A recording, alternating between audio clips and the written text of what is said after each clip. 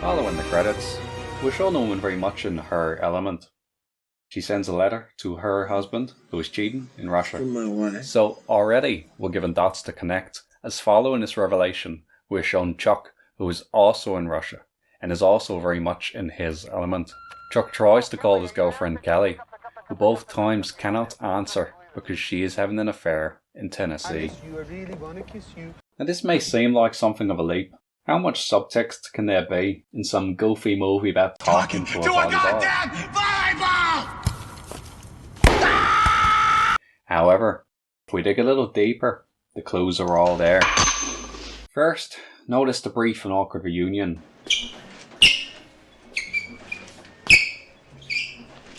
Followed by Chuck falling asleep and Kelly watching him with a guilty conscience. Then, at Christmas dinner, Chuck's friend says, "Hey, speaking of marriage, Chuck, when are you going to make an honest woman out of Kelly?" A common enough phrase, but he points at her to employ an accusation. Kelly is not an honest woman. Now look at him after he's dismissed. How often did he try to warn Chuck about Kelly's impropriety? This dinner also gives us the first hint of Chuck's dental problems. The bad news is, I gotta go to the dentist this week. An obvious surrogate for the pain of losing his relationship with Kelly. Chuck gets a message and looks at Kelly apprehensively. Instantly, she knows that he must leave, but she gives him the exact same fake smile as when he surprised her at the university, obviously hiding any true emotions she may have. What are pros? Chuck also gives Kelly a pager. What about the pager? Real letter? Did you like the pager or not? Yes. As he seems to have trouble reaching her when he's away. And she asks, And it's not one of those loud ones, right? because she probably doesn't want to be interrupted while she's sleeping with another man. I almost forgot, I have one more present for you. Chuck gives Kelly an engagement ring, and she says, I'm terrified. like earlier in the film, when the stewardess said, I'm terrified, but a girl's got to do what a girl's got to do. time to explore Kelly's true motivations in this story. She's busy with her dissertation and clearly relying on Chuck to support her. He holds the keys to her future. Keys! And she's obviously happy with this. How else do you explain a woman who will have Christmas on a runway without complaining?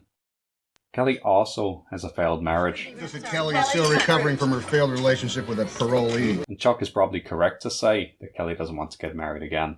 Kelly just can't see being with a man who wears a pager to However, her gift of a family heirloom timepiece shows that she probably did love Chuck and may have decided to marry him if he had returned. A different conclusion is that Chuck had to be home by New Year. Gotta be here New Year's Eve. Because her resolution was to break up with him. This would make sense as her dissertation was coming to a close. When are you defending your dissertation? And she wouldn't have to rely on him to support her anymore. Girl's gotta do what a girl's gotta do. What's key is that Chuck thought he had Kelly on the island with him, and only made it home because he didn't know her true nature. Undeniably, if not for retrieving Kelly's timepiece, Chuck would have been strapped in at the impact and wouldn't have escaped the plane crash at all. Making it through the island, he could tolerate all of this.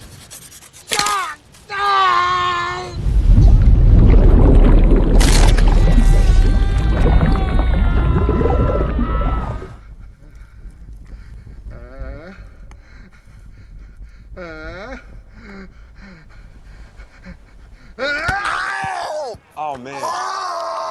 Because he had this. However, the pain that Chuck went through was not shown to us arbitrarily. Instead, Chuck's entire experience was a surrogate for Kelly's betrayal. Back in Tennessee, Chuck is met by Jerry Lovett, his one-time dental surgeon. You probably don't remember me. I actually did root canal on you about 5 years ago. So let me get one thing straight here. It seems Chuck understood Kelly's affair once he worked out the timeline for her and Lovett's relationship.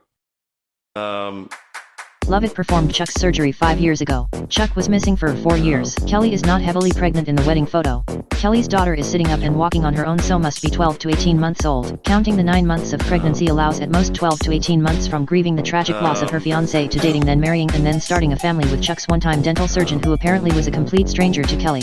You're a freaking genius, you idiot! Okay. Let me get one thing straight here. Chuck had obviously put the pieces together. but couldn't bring himself to expose Kelly's betrayal. We have a pro football team now, but they're in Nashville.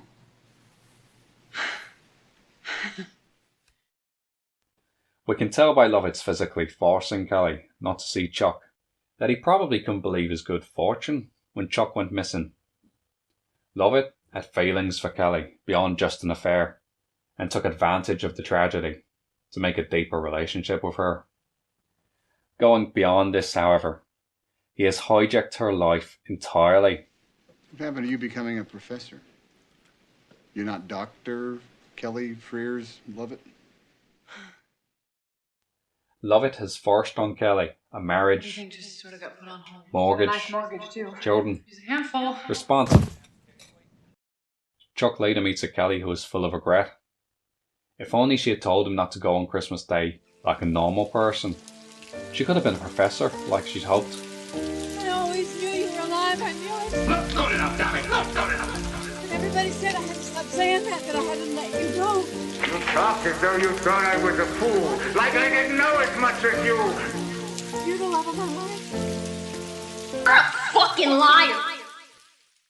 However, she must accept the choices she's made and realise there is no going back.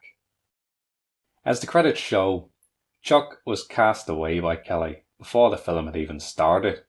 The main theme is Chuck's devastation at being betrayed by someone he needed more than anything.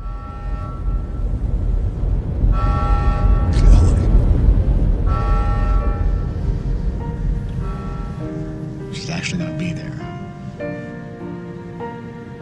I don't know what I'm going to say to her. What in the world am I going to say to her? I love you too, Kelly. More than you ever knew. What happened to say cheese? Cheese!